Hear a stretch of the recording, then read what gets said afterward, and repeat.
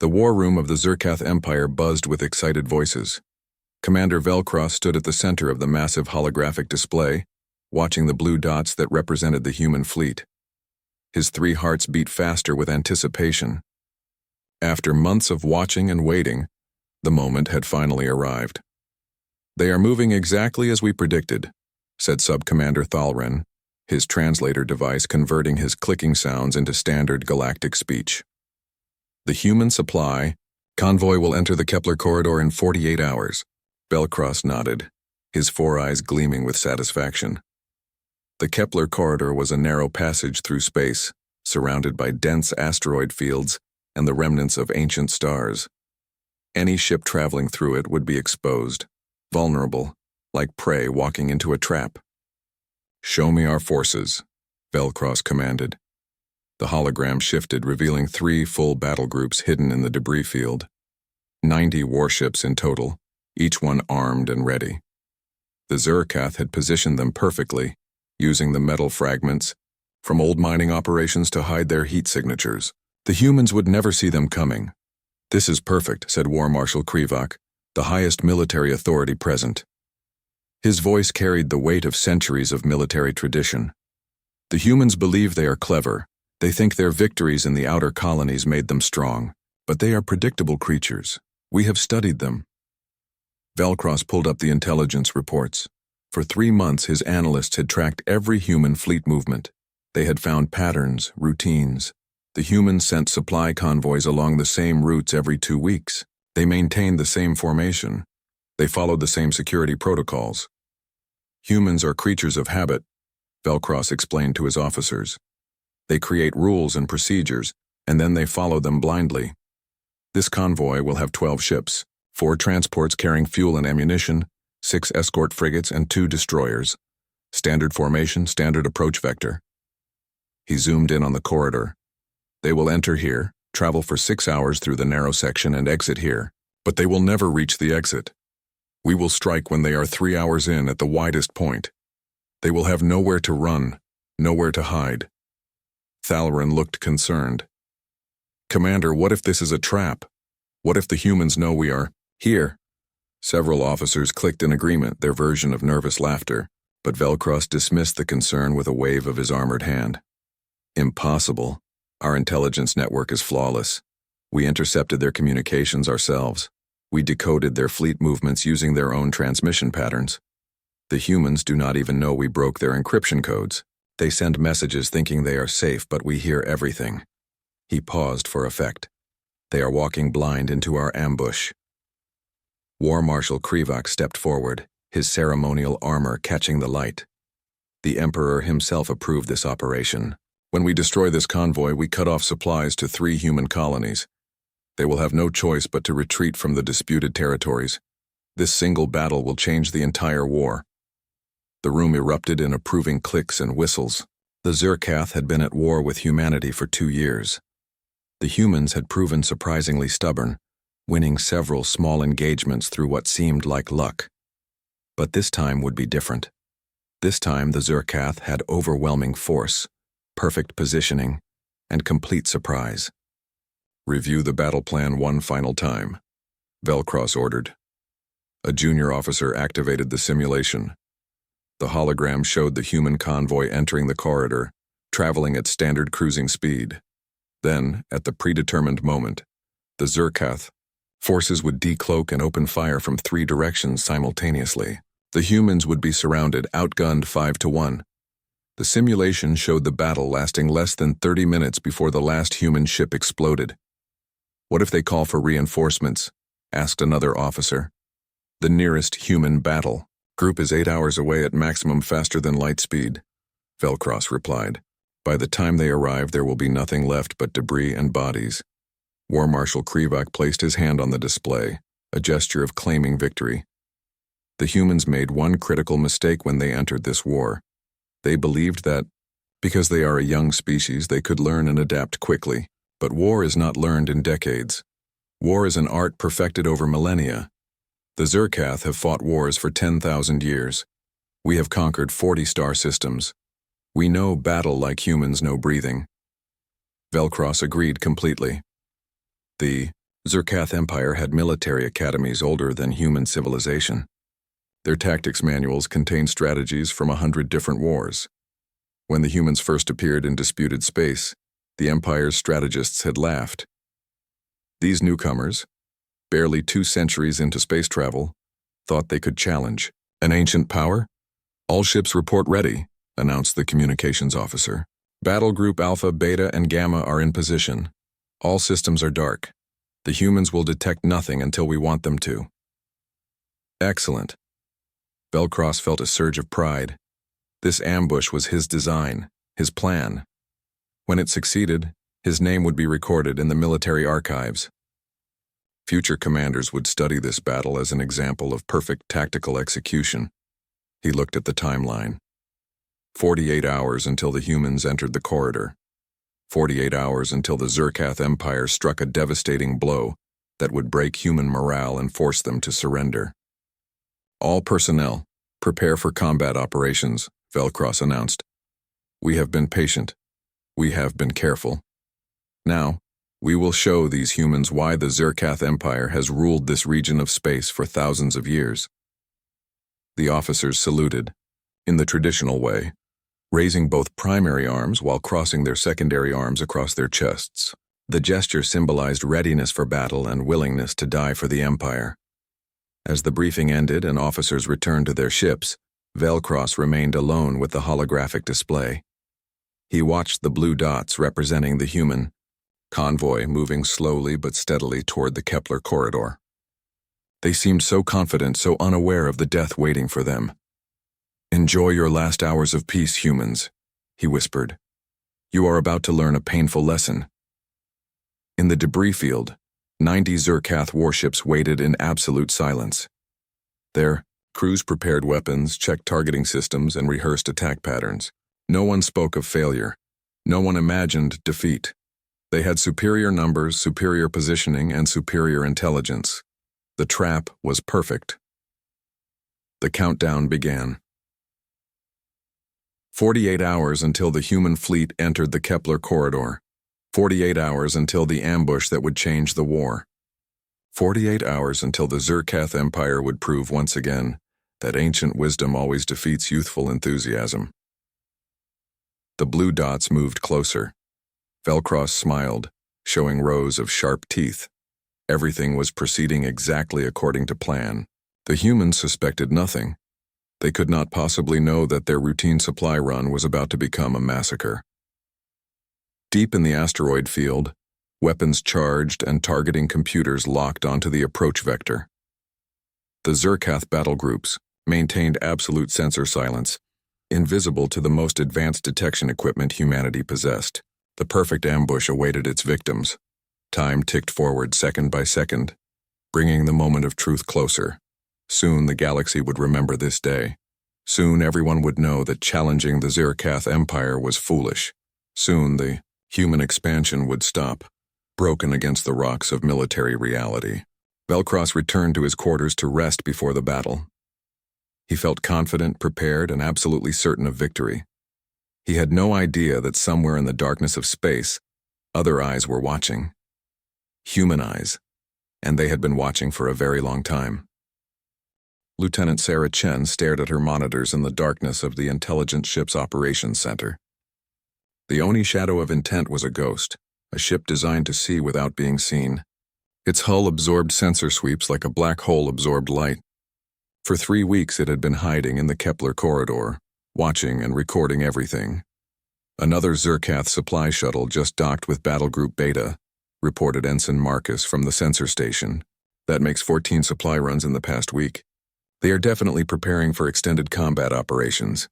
Chen nodded, making notes in her log. Every piece of information mattered. Every detail would be analyzed by fleet intelligence back at headquarters. But she already knew what all this data meant. The Zerkath were planning something big. "How long have they been in position now?" she asked. 17 days, Marcus replied. "They have been maintaining radio silence, but we are tracking their heat signatures through the debris field. They think the metal fragments hide them, but our new thermal imaging can see right through it." Chen allowed herself a small smile. The Zerkath had no idea how advanced human sensor technology had become in the past year. They were still using outdated intelligence about human capabilities. That mistake would cost them dearly. She pulled up the communication logs on her secondary screen. This was her favorite part, the proof of how thoroughly the humans had infiltrated Zerkath systems. 6 months ago, a team of human cryptographers had cracked the Zerkath military encryption. It had taken 3 years of work, countless hours of analysis, and several lucky breaks. But now humanity could read almost every Zerkath military transmission as clearly as if it were sent in plain English. The Zerkath had no idea. They continued to send orders, battle plans, and intelligence reports using codes they believed were unbreakable. And all the while, human listening posts across 3 sectors recorded everything.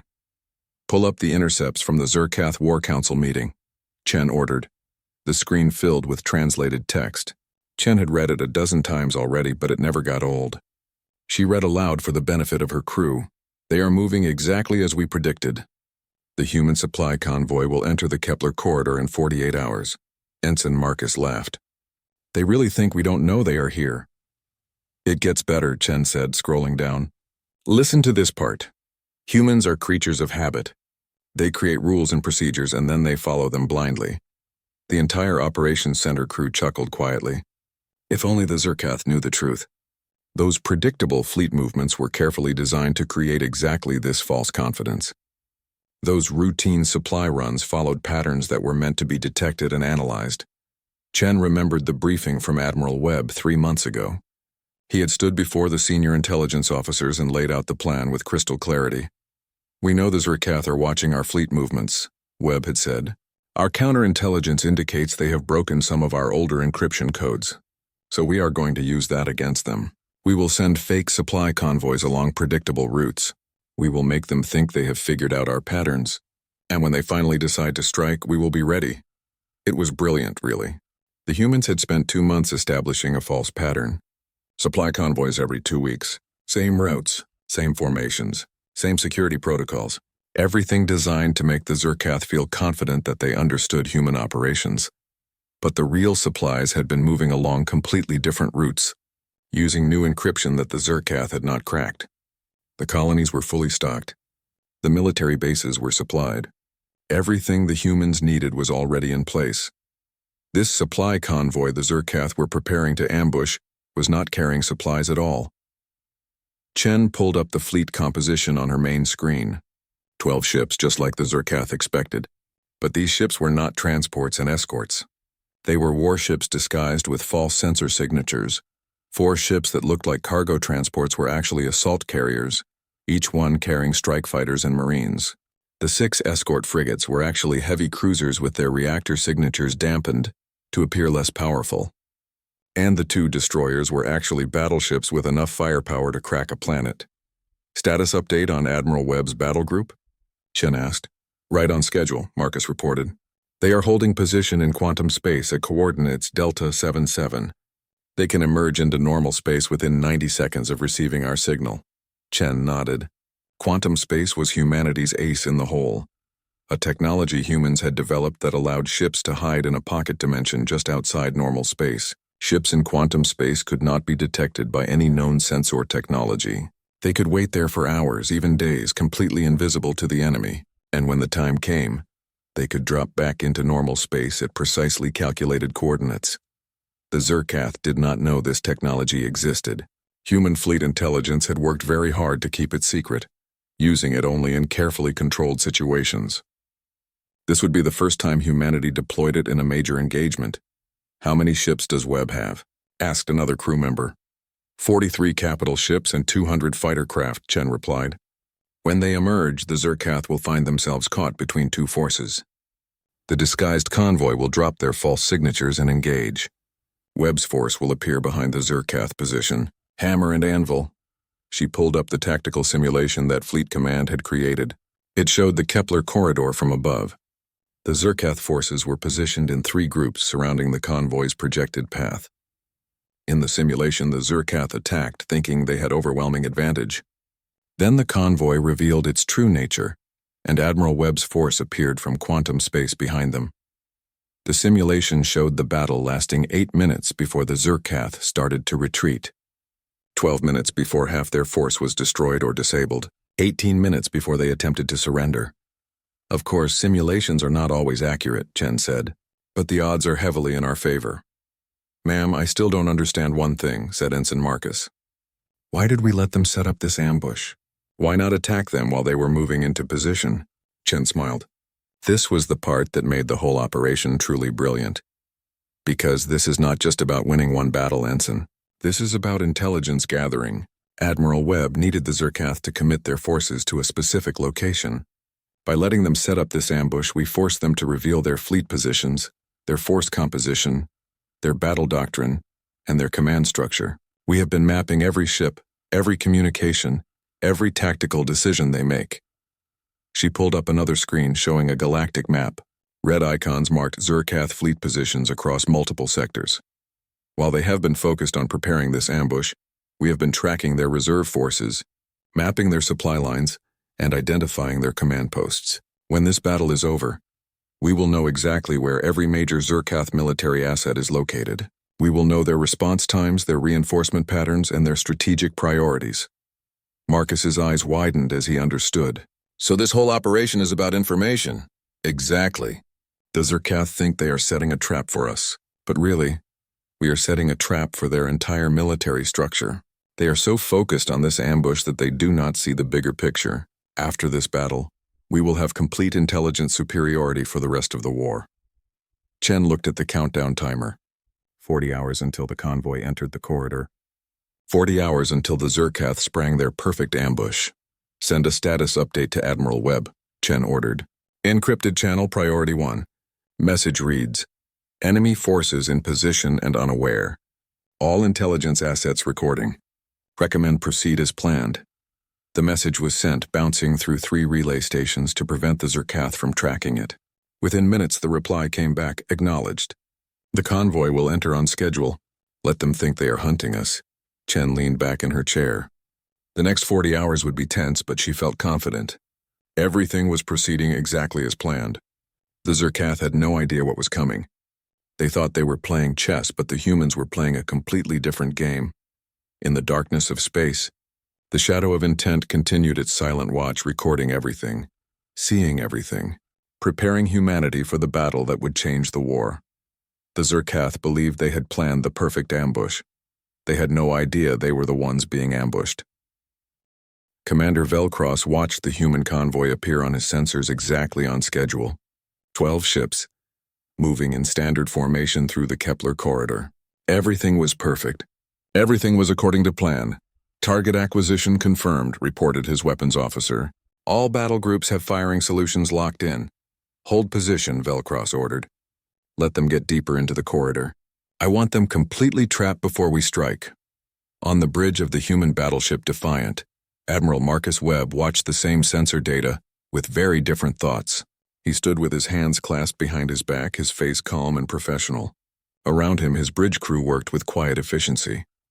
The Zerkath have not moved, reported Commander Jackson, his tactical officer. They are maintaining sensor silence just like we expected. Webb nodded. How long until we reach the optimal strike point? 18 minutes, sir. Excellent. Send the signal to all ships. Maintain false signatures until my command. I want the Zerkath to believe they have us right until the moment we show them the truth. Yes, sir.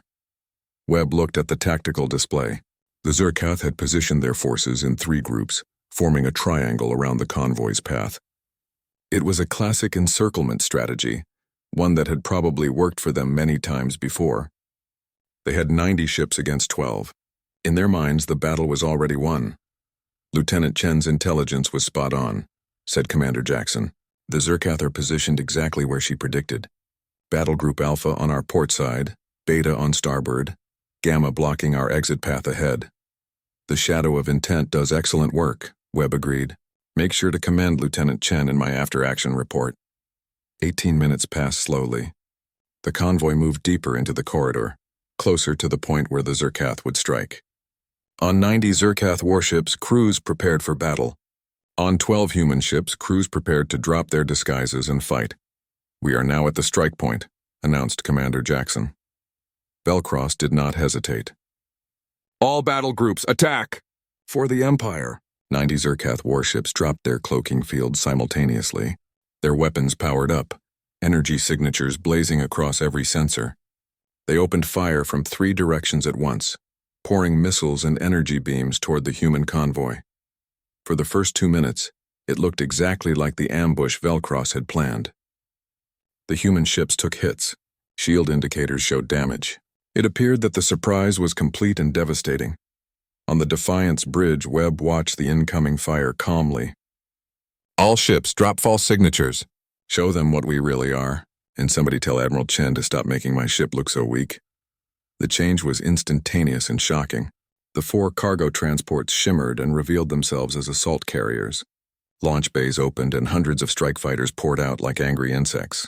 The 6 escort frigates powered up their true reactor cores, showing themselves as heavy cruisers with massive weapons arrays. The 2 destroyers became battleships, their armor plating and weapon systems appearing as the false signatures dropped. In the Zerkath command center, alarm klaxons began screaming. "Commander, the human ships are not transports," shouted Thalrin. "They are warships. Heavy cruisers, assault carriers, and battleships." Velcross felt his blood turn cold. "That is impossible. Our intelligence was certain." "Our intelligence was wrong?" Thalrin's voice rose in panic. "We are not outnumbering them 5 to 1. The force ratio is barely 2 to 1, but there was worse news coming. Sir, detecting massive energy signatures behind our position," screamed the sensor officer. "Ships emerging from I don't know what." They appeared from nowhere. Admiral Webb's main battle group dropped out of quantum space directly behind the Zerkath forces. 43 capital ships and 200 fighters materialized in perfect formation.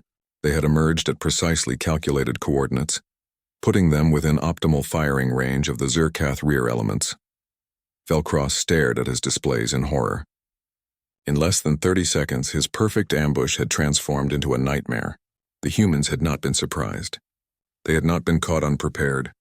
They had known about the ambush all along. "They were waiting for us," he whispered. "This whole time, they were waiting."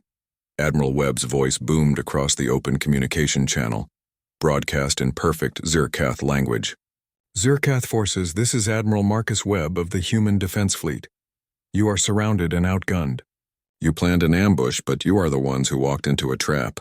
I am giving you one chance to surrender." Velcross wanted to refuse. Pride demanded that he fight to the death. But he was a professional soldier, not a fool. He could see the tactical situation clearly. The humans now had them in a perfect crossfire. His forces were scattered in 3 groups, unable to support each other effectively. The human battle group behind him was cutting off any escape route. War Marshal Krivak appeared on the communication screen, his face twisted with rage. "You will not surrender. Attack! Destroy them!" But Velcross had already seen the numbers. Already 15 Zerkath ships were disabled or destroyed. The human fighters were tearing through his lighter vessels. The heavy cruisers were targeting his capital ships with frightening accuracy. "Admiral Webb," Velcross said, opening a channel. "How long have you known about our ambush?" There was a pause. Then Webb's face appeared on the screen. His expression was not triumphant or mocking. He looked almost sad. "We have been reading your encrypted communications for 6 months, Commander. We knew about your ambush before you even finished planning it. We let you set it up because we needed to see where you would commit your forces." Velcross felt his 3 hearts sink. 6 months. The Zerkath military had been compromised for 6 months and no one had known. Every order, every battle plan, every strategic discussion had been intercepted and decoded by human intelligence. "This entire operation was bait," Webb continued. "We showed you what you wanted to see. Predictable convoy routes, weak security, a target too tempting to ignore, and you took the bait perfectly."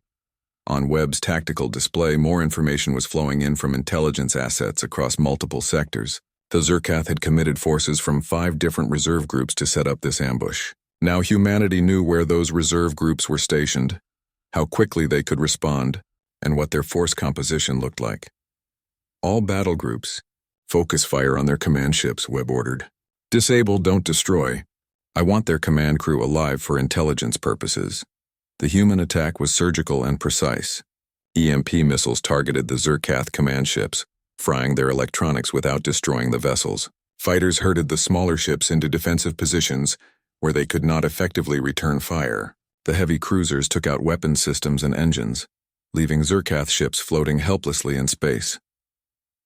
War Marshal Krivak's ship tried to break through the human lines. It lasted exactly 43 seconds before a concentrated barrage from 3 battleships disabled its main systems. The proud flagship of the Zerkath military drifted powerless, its weapons dark, its engines dead. Velcross watched his fleet die, not in glorious battle, but in a carefully orchestrated defeat. The humans were not just winning. They were dismantling his forces piece by piece, capturing ships and crews for interrogation, gathering more intelligence with every passing minute. "Commander, we must surrender," Thalrin said quietly. "If we continue fighting, they will kill everyone." Velcross knew he was right. Pride was one thing. Pointless death was another. "All Zerkath forces cease fire," he ordered. "We surrender." The battle stopped as suddenly as it had begun. Human ships moved in to secure the disabled Zerkath vessels. Boarding parties prepared to take control of the ships and process the prisoners. Admiral Webb appeared on the communication channel again. "A wise decision, Commander Velcross. Medical teams are on their way to assist your wounded. You will be treated according to the laws of war." Velcross sat in his command chair, surrounded by sparking consoles and the groans of injured crew members. He had been a military commander for 30 years. He had won dozens of battles. He had studied tactics and strategy at the finest military academies in the Empire, and he had been completely outplayed by these humans. These young, inexperienced humans who supposedly knew nothing about war. "How?" he asked weakly. "How did you predict everything so perfectly?" Webb's expression was almost kind. "Commander, you studied us for 3 months. We studied you for 3 years. You looked at our patterns. We looked at your psychology, your culture, your history, your pride. You saw what we wanted you to see. You believed what we needed you to believe." The channel closed. Velcross sat in silence, understanding finally dawning.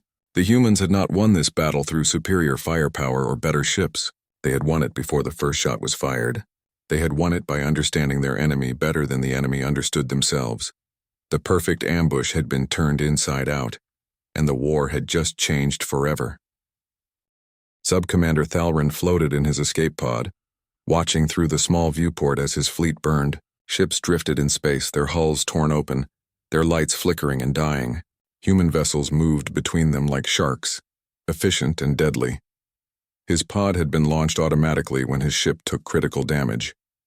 The small craft had minimal life support and no weapons. He was completely helpless, floating in space, waiting for human rescue teams to collect him like debris. "This cannot be happening," he whispered to himself. "This cannot be real," but it was real. The perfect ambush had become a perfect disaster. The Zerkath Empire had committed 3 full battle groups to this operation, and all 3 had been destroyed or captured in less than 20 minutes of actual combat. His communication system crackled to life. Zerkath emergency channels were filled with distress calls, damage reports, and pleas for help. Thalrin listened, trying to understand the full scope of the catastrophe. "Battle Group Alpha is gone. All command ships disabled or destroyed. Battle Group Beta reporting 70% casualties. We are unable to fight. Battle Group Gamma requesting permission to retreat. Permission denied. Surrender authorized instead." Thalrin felt sick. Surrender. The Zerkath Empire did not surrender. In 10,000 years of military history, surrender was shameful, unthinkable. Yet here they were, broken and defeated, begging the humans for mercy. A human recovery ship approached his pod. Through the viewport, Thalrin could see human crew members in spacesuits preparing to dock with his escape pod. They moved with calm efficiency, like this was just another routine task. To them, perhaps it was. As they pulled his pod into their ship, Thalrin's communication system intercepted a human transmission. It was not encrypted, or perhaps the humans simply did not care if the Zerkath heard it. The voice was clear and professional. "Recovery Team 7 to Admiral Webb. We have secured another 43 escape pods. All survivors are being processed according to protocol. Medical teams report most injuries are not life-threatening." Another voice responded, presumably Admiral Webb. "Acknowledged, Team 7. Continue recovery operations. I want every survivor brought in safely. No one gets left behind." The channel switched. Another transmission. This one between human intelligence officers. "Command, this is Intelligence Delta. We have accessed the Zerkath flagship's data core. Downloading fleet movements, base locations, and command protocols now. This is better than we hoped. Excellent work, Delta. Ensure you get everything. Every planet, every ship, every command code. Talrin's blood ran cold as he understood. This battle had not been about destroying Zerkath forces. It had been about capturing them intact. The humans were not just winning a fight. They were gathering intelligence, mapping the entire Zerkath military structure. He thought back to the months of preparation, the intelligence reports that showed predictable human convoy routes, the decoded messages that revealed human supply schedules, the careful analysis that identified the perfect ambush location. All of it had been false. All of it had been deliberately fed to the Zerkath intelligence network. The humans had wanted the Empire to find that information. They had wanted the Zerkath to plan this ambush. We were never hunting them, Thalrin realized. They were hunting us the entire time. The human recovery team opened his pod. A medic scanned him with a device checking for injuries. They handled him gently, professionally. No one hit him or insulted him. They treated him like a person, not an enemy. You have a broken secondary arm and some internal bleeding, the medic said through a translation device. Nothing life-threatening. We will get you to medical bay. As they moved him through the ship, Thalrin saw other Zerkath prisoners being treated. Human medical personnel worked on Zerkath wounded without hesitation, using their advanced medical technology to save lives. Enemy lives. In the medical bay, while medics repaired his arm, Thalrin overheard more human communications. They were not even trying to hide their conversations from the prisoners. Fleet intelligence to all ships. We have confirmed 17 Zerkath supply depots, 9 shipyards, and 43 military outposts from the captured data.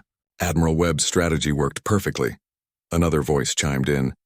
We also have the locations of their reserve battle groups. 5 full fleets, all their positions now confirmed. The Zerkath have nothing left to hide. Thalrin understood with growing horror. By committing forces to this ambush, the Zerkath had revealed their strategic reserve positions. Every ship that had been sent here had come from somewhere else, leaving those locations exposed. And now the humans knew exactly where those bases were. Why? He asked the human medic working on his arm. Why did you need us to attack you here? The medic looked surprised that he had spoken. She paused, considering whether to answer. Then she shrugged. I am just a medic, not a strategist. But from what I understand, your empire is very proud. Your military culture values direct confrontation and overwhelming force. Our intelligence people figured that if we showed you what looked like a perfect opportunity, your pride would not let you refuse it. You would commit major forces to ensure victory, and once you committed those forces, we would know where they came from and what you had left. She finished repairing his arm and stepped back. Your commanders thought they were planning one battle. Our commanders were planning an entire campaign. Later, in the holding area with other prisoners, Thalrin watched human news broadcasts on the screens provided. The humans were not keeping their victory secret. News of the battle was spreading across human space and beyond. A human reporter stood in front of a tactical display. In what military analysts are calling a masterpiece of strategic deception, Admiral Marcus Webb has dealt a devastating blow to the Zerkath Empire's military capability. The battle at the Kepler corridor lasted less than 30 minutes, but its effects will reshape this entire region of space. The display showed maps of Zerkath territory. Red zones marked military installations that were now exposed and vulnerable. With the locations of Zerkath reserve forces now confirmed, the Human Defense Fleet has launched simultaneous operations across 5 sectors. Early reports indicate that Zerkath forces, already demoralized by the defeat at Kepler corridor, are offering minimal resistance. Thalrin watched in numb silence. The humans were not stopping. They were not celebrating their victory and going home. They were pressing their advantage, striking at exposed Zerkath positions before the Empire could reorganize. An older Zerkath officer, a ship captain named Sorvek, sat down next to Thalrin. His face was scarred from battles fought decades ago. I fought humans at the Battle of Proxima Station 2 years ago, Sorvek said quietly. We won that battle. But even then I wondered about these creatures. They fought differently than any enemy I had ever faced. How so? Thalrin asked. They adapted. In the middle of the battle, they changed tactics 3 times. Each time we thought we had them figured out, they did something unexpected. We won because we had more ships, but they made us pay for every meter of space. Sorvek looked at the news broadcast. After that battle, I read everything I could about human history. Do you know what I learned? Thalrin shook his head. Humans have been fighting wars against themselves for their entire history. Thousands of years of constant warfare on their home planet. They have tried every strategy, every tactic, every form of combat imaginable, and they learned from all of it. Sorvek paused. We have been fighting other species for 10,000 years. But those species were like us. They thought like us. Humans think differently. They think like prey that became predators, Thalrin said, understanding dawning. They evolved being hunted, so they learned to be clever. To plan, to deceive, exactly. And we walked right into their trap because we thought like predators who have always been predators. We saw prey and assumed it was weak. We never considered that the prey might have teeth. On the screen, another broadcast began. This one showed human diplomatic channels opening across the galaxy. Species that had been considering alliances with the Zirkath Empire were suddenly very interested in talking to humanity instead. The balance of power in this region has shifted dramatically, the reporter said. Multiple governments are requesting diplomatic meetings with human representatives. The Zirkath Empire's reputation as an invincible military force has been shattered. Thalrin realized the full scope of what had happened. This had not been about winning a battle or even winning a war. This had been about changing the political landscape of the entire galactic region. The humans had not just defeated the Zirkath military, they had defeated the Zirkath reputation. Commander Velcross was right about one thing, Thalrin said quietly. This battle did change the entire war, just not the way he expected. A human guard approached their group. Attention, prisoners. Admiral Webb has approved contact with your families. You may record brief messages to let them know you are alive and being treated well. Queue up by the communication terminal. Thalrin watched Zirkath warriors line up to send messages home. Proud soldiers who had expected to die in glorious battle were instead sending messages to reassure their families. The humans had not just captured their bodies, they had captured their hope of being remembered as heroes. Admiral Marcus Webb stood before his senior officers in the briefing room of the battleship Defiant. The battle was over, but the work was far from complete. Around the table sat ship captains, intelligence officers, and strategic planners. They all looked tired but satisfied. Let me start by saying that every person involved in this operation performed exceptionally. Webb began. From Lieutenant Chen and her crew on the Shadow of Intent to every fighter pilot who engaged the enemy, you all executed the plan perfectly. The success we achieved today was earned through months of preparation and flawless execution. Commander Jackson pulled up a tactical summary on the main screen. Final casualty report, Admiral.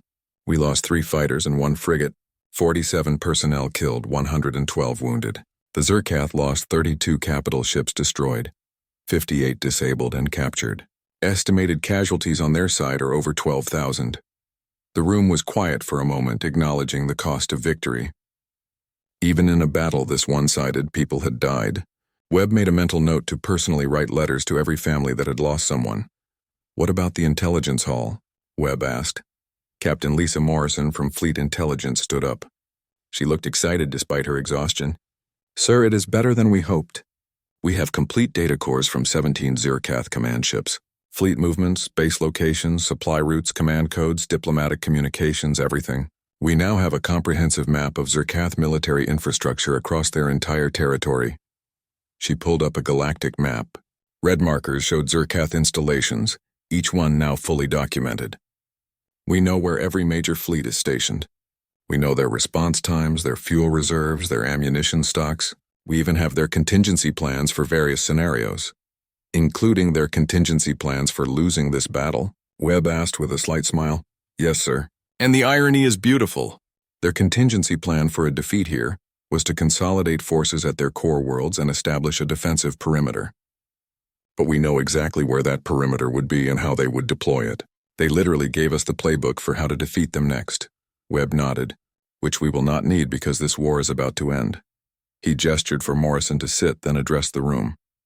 I want to explain why we spent 3 months setting up this operation, why we let the Zirkath plan their ambush, why we did not just attack them while they were getting into position. Some of you may have wondered about these decisions. He walked to the tactical display. War is not just about winning battles. It is about achieving strategic objectives with minimal cost. Our objective was never just to defeat the Zirkath forces at Kepler Corridor. Our objective was to end this war decisively and prevent future conflicts. Webb changed the display to show a timeline. 2 years ago, the Zerkath attacked our colony at New Terra. We fought back and won several engagements. But every time we won, they sent more ships. Every time we pushed them back, they reinforced. The war was becoming endless. So we changed our approach. Instead of fighting battles, we focused on intelligence gathering. We spent resources on breaking their codes, infiltrating their networks, and understanding their psychology. We studied their military history, their culture, their decision-making patterns. Commander Jackson nodded. We learned that the Zerkath Empire values decisive victory above all else. They believe in overwhelming force and perfect execution. Exactly, Webb agreed. So we gave them an opportunity for overwhelming force and perfect execution. We created a target they could not resist, a convoy that appeared vulnerable, following predictable patterns. We made them believe they had outsmarted us. And while they were focused on planning their perfect ambush, we were mapping their entire military structure, added Captain Morrison. Every ship they moved to support this operation came from somewhere. Every communication they sent to coordinate the attack revealed more about their command structure. They were so focused on the trap they were setting that they did not notice us studying them. Webb pulled up battle footage showing the moment the Zerkath realized they had been deceived. This was the moment that changed the war. Not the fighting that came after, but this moment, when Commander Velcross understood that everything he knew was wrong. That his perfect ambush was really our trap. Psychological warfare, said another officer. Yes, the Zerkath Empire's greatest weapon was its reputation. For 10,000 years they have been an ancient, invincible power. Other species feared them. That fear gave them power without fighting. But today we broke that reputation. Webb changed the display to show current diplomatic activity. Look at this. 16 different governments have requested meetings with our diplomatic corps in the past 6 hours. Species that were afraid to oppose the Zerkath are suddenly very interested in talking to us. The balance of power in this entire region has shifted. Sir, incoming message from Zerkath High Command, announced a communication officer. They are requesting a ceasefire and peace negotiations. The room erupted in quiet celebration. Webb allowed himself a smile. The war was ending, just as he had planned. Accept their request. Set up negotiations for 3 days from now at the neutral station on Kepler 9. Tell them we are willing to discuss reasonable terms. After the briefing, Webb went to visit the medical bay. Human wounded were being treated in one section. In another section, separated but receiving equal care, Zerkath prisoners were being treated by human medical staff. He found Commander Velcross in a private room. His injuries treated but his spirit clearly broken. The Zerkath commander looked up as Webb entered. Admiral Webb, Velcross said quietly, I did not expect to see you here. I make a point of visiting worthy opponents, Webb replied. He sat down in the chair next to the bed. How are you feeling? Physically, I will survive. Mentally? Velcross made a gesture that Webb's translator interpreted as deep uncertainty. I have been a military commander for 30 years. I have won many battles. I thought I understood war, but you have shown me that I understood nothing. You understood war as the Zerkath fight it, Webb said. But every species fights differently. Your empire values honor, direct confrontation, overwhelming force. Those are not bad principles.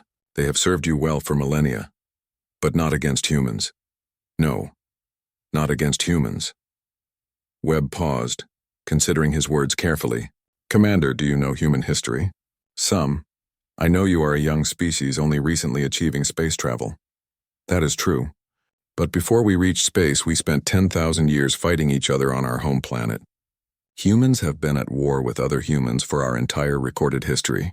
We have tried every form of warfare imaginable, massive armies, small guerrilla forces, open battles, secret operations, direct assault, subtle deception, everything.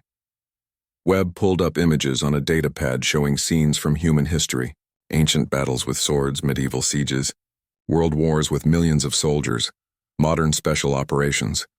We learned that the best way to win a war is to understand your enemy better than they understand themselves. We learned that patience can be a weapon. We learned that sometimes the best victory is the one that prevents future battles. So you studied us, Velcross said. You spent years learning how we think. Yes, and we found your weakness. Not a military weakness, but a psychological one. Your pride, your confidence in your ancient military traditions, your belief that a young species like humanity could not possibly match your strategic expertise. Velcross was quiet for a long moment. How long have you been planning this operation? Webb met his eyes directly. Since the day you first attacked New Terra. Since the day this war began. Everything we have done for 2 years has been leading to this moment. Every battle we fought taught us more about you. Every diplomatic exchange revealed more about your thinking. We were not just fighting back. We were learning, adapting, preparing. For what? For this. For a victory so complete that you would never want to fight us again. For a demonstration that would change the reputation of both our species in the eyes of the galaxy. Velcross looked at the ceiling. You succeeded. The Zerkath Empire will never be seen the same way again, and humanity will never be underestimated again. That was the goal, Webb admitted. Not to destroy your empire, but to make peace the only logical option. To end this war so decisively that starting another one would be unthinkable. Your people call this HFY, Velcross said. Humanity, fuck yeah, I looked it up in your cultural databases. It is an interesting philosophy, Webb laughed. It is more of an attitude than a philosophy. Humans have a habit of surviving situations we should not survive and winning fights we should not win. It comes from spending millennia as both predator and prey on our home world. We learned to be clever because we had to be. And now the galaxy knows it. Now the galaxy knows it. Webb agreed. He stood up. Commander, your empire is requesting peace negotiations. I plan to offer generous terms. Territorial adjustments, trade agreements, mutual security arrangements. I want a peace that will last, not just a temporary ceasefire. Why? Velcross asked. You have us defeated. You could demand anything. Because today's enemy might be tomorrow's ally. Because the galaxy is a big place with many threats.